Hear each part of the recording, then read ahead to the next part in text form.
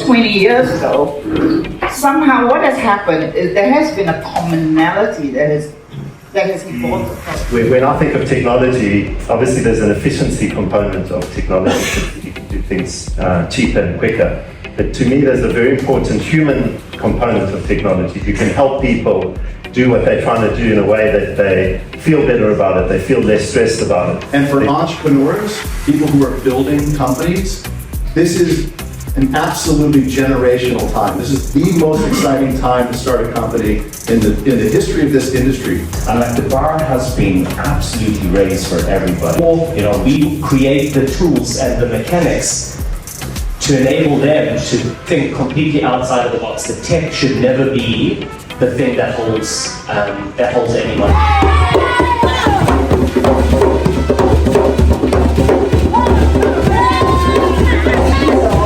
Are representing loyalty in travel. So this is history in the making. The first dog ever on a WiT station anywhere in the world. Think that we're the king of the jungle and then find out that there's a bigger animal out there.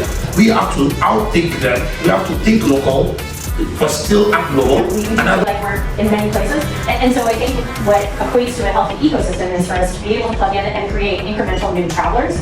Tech is a huge enabler for all sectors, including travel. But I think actually some of the biggest things that could unlock travel in Africa don't have much to do with tech. I think Africa desperately needs open skies. The governments need to stop taxing the industry to death. And, being a little less creative in how they extract taxes from travel businesses and from tourists.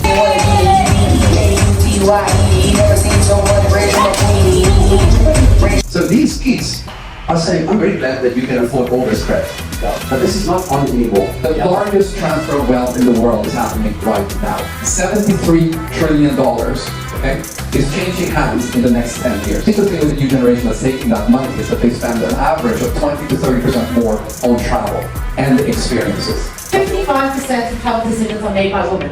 In fact, the biggest travel phenomenon of 2024 was driven by a woman. Next point, Gen Z females. 61% of them are eager to travel, where 47% of Gen Z men want to travel. Thinking about Generation Z, they're giving everything away for 1 hour of Wi-Fi. I am exhausted. It has been a stimulating, fascinating, overwhelming day.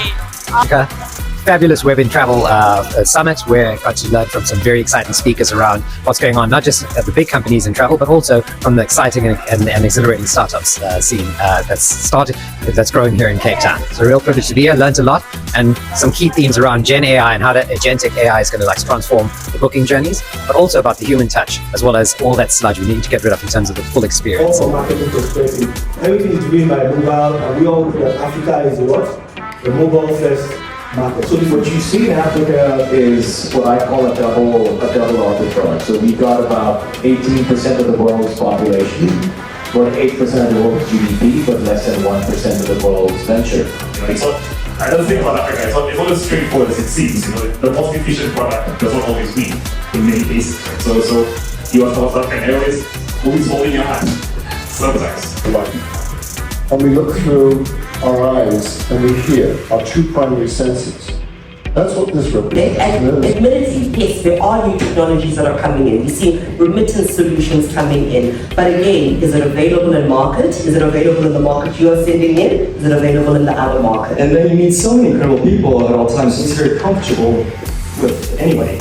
And that's what's able to get me to where point I'm doing now. I think just like Singapore, the other thing that makes Rwanda very special is that they specifically selected niches that they have chosen to be world class in. And I really got this feeling that everybody that involved in doing business in Rwanda is so passionate about it. It's like everybody speaks with one heart, with one mind about this. This next generation conversation we've had for the last 2 days, we are here. We have arrived at the moment in time where there is the technology and the willingness and the ambition in this generation to change that entire experience. Tech. And all of you have made some form of commitment to look at emerging markets and the opportunities presented by the African continent.